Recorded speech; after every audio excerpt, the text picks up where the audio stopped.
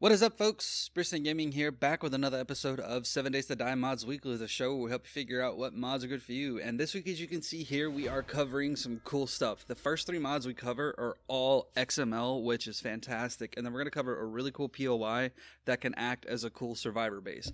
But before we jump into anything, I do want to take a second to say thank you to everybody who has liked or subscribed on the content. And thank you for all the support and kind words. Like, I know I was sick last episode, so, my voice was kind of weird. You can tell I'm over it now, but you guys were really supportive in the last episode. I really appreciate it, so thank you all so much. And also, thank you to the mod authors, because you guys are killing it. There are still new mods coming out all the time. Mods are being updated. There's so much stuff going on with this just to make this game so much better. We all really appreciate it. Thank you so much. But now with that, we're going to go ahead and jump into the mods. And the first mod is the Starter Bundle by X Bearby, and that's this little thing right here.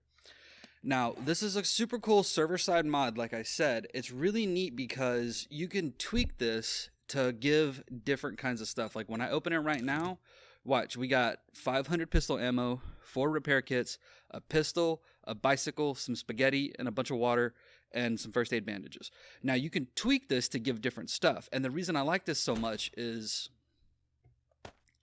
if you see, my locate the trader quest is 3.1 kilometers away. Now, if you're playing on a server with a whole bunch of people and stuff like that, you could have quests, people starting wherever, unless you use one of those little map generators to make it the same central spawn point.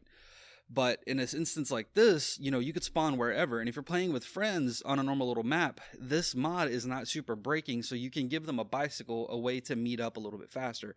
And a bicycle is just a great beginner vehicle anyway. I think we should be able to have it, a little earlier than we normally do, especially, when you have to travel 3.1 kilometers to get to the trader, because it can take a long time to get there.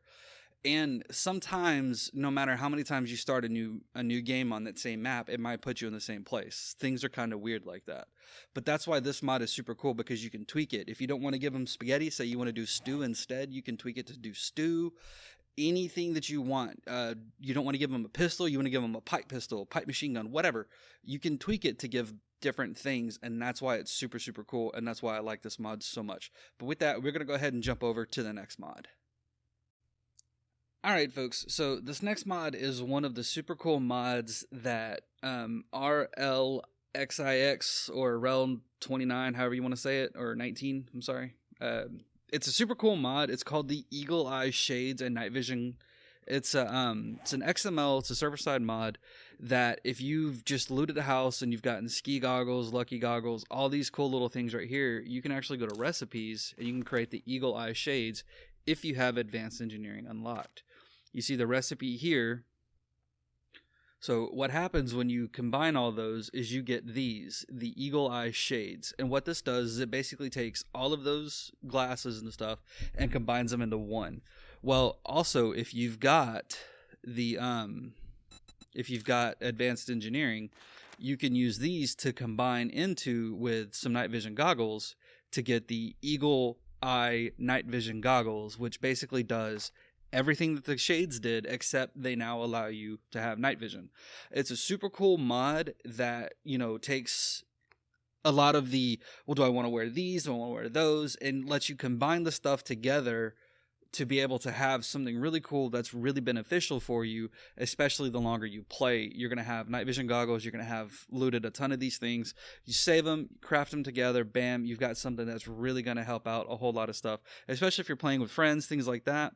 Now, you can all have these and all get, +4 loot, minus dig radius, craft time, all this cool stuff. You get all the benefits. The only thing that doesn't show up here is the perception, but it is there. It's a really cool mod. I like it. The Rel 20 or 19 or XIX, however you want to say it, has created a lot of really cool stuff. So definitely check them out. But this mod in particular is just one of my favorites. But with that, we're going to go ahead and move over to the next mod. Alright, folks, so this next mod is the Devs, Traps, and Plates by DevGang, and it's a really cool, again, XML mod that lets you cast down some different types of plates for different base defense stuff. So you've got a little fire trap here, you've got a casting one, you've got a healing plate, you stand on a hill, you've got a radiation trap, and you've got an electric trap. So it's actually, these things are really cool, like especially the healing one, because if I can get it down here on my hotbar, and we come back here. So like, let's say you set up, base here in this POI. So you set this down, you can come stand on it, and if you're hurt, it'll heal you. So if we come here, Dev's healing plate. Hey, we'll heal you, so make sure you heal. So there you go. So it'll heal you, but make sure you have food because it'll make you hungry. But then you've also got this fire trap here, which we're going to put down the fire.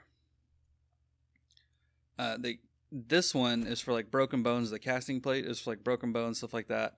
The radiation trap is a good one for damage over time type stuff. So if you've got, a kill quarter where you can have a zombie stand on it for a long time, it'll do some good damage. So we're going to put the fire trap there, and we're going to spawn in. Before we do that, though, I'm going to go God mode just so we can take a beating. And then we're just going to spawn in some... Let's see. Just like a couple of radiated yos. Hey, guys. Where you going? Come on, stand on the trap. There you go.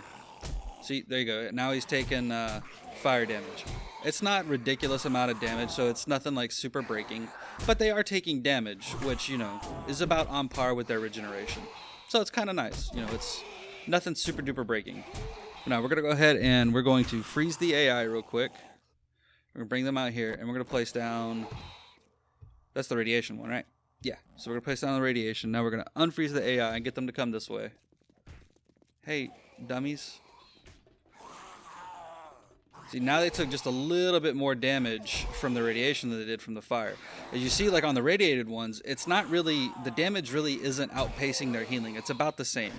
So this whole mod is not super breaking, but you can actually do some decent stuff with it, especially the shock ones. As you see, it kind of shocks them there. So it gives you the opportunity to wail on them a little bit. So you can actually set up a pretty cool little base with these, just have a little kill quarter with these going through it. Nothing super duper breaking.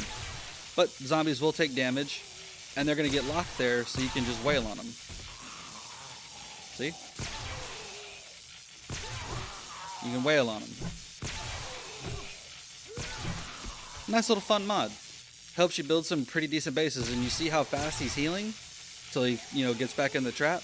So again, the damage isn't super duper breaking, especially with the radiated ones. It's not going to break their healing too much if they get knocked out of it. They can bounce right back up real quick.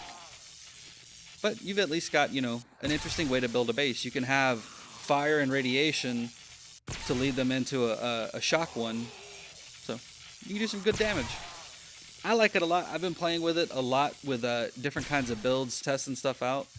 But if you're one of those ones that likes to do crazy server-side bases and stuff for people, or if you're playing with friends, this is perfect for building a really cool horde base. But with that, we're going to go ahead and move over to the next mod. Alright folks, so the last mod is the Vegarum's Army Camp POI, and it's actually a really cool Tier 2 quest POI that gives you a surprising amount of loot and a lot of stuff that you can clear. So the quest will actually start over here. Sorry, I got confused on the side. So the quest will start right here, and you just pop up this stuff, and you jump up here, and then boom, you're inside the POI. Now, I have the AI frozen right now because I don't want to have to deal with everybody running around. But you've actually got a pretty cool little layout. A lot of stuff here that you can disassemble and loot and things like that. And with the walls being concrete, you've got some pretty sturdy defenses. So you've got, easy protection against just random wandering zombies. And you can even, come over to like this corner here, or once you finally get through and clear the POI and that door opens, you've got a way to funnel in a horde, and you can set up defenses, all kinds of cool stuff, use the dev gang's traps and plates, set down some traps and stuff, fight a horde however you want.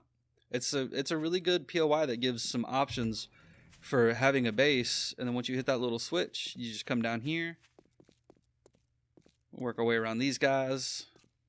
Little zombie friend. What's up, zombie friend? We had to put him in there for his own good. And behind that door is the main loot. And I'm not going to open it up. I'm not going to show you how to open that. I'm going to leave that for you guys to discover because, I want to have some mystery for you guys. I don't want, everything to just be handed to you. Easy peasy. But this is just a really nice little POI. You can actually set up living quarters and stuff down here. Go God mode real quick, get back out of here super fast. And you can set up, like I said, you could set up a horde fighting area up here, however you want to do it. You know, once these doors open, you can turn this into a horde fighting area. You can turn that into a horde fighting area.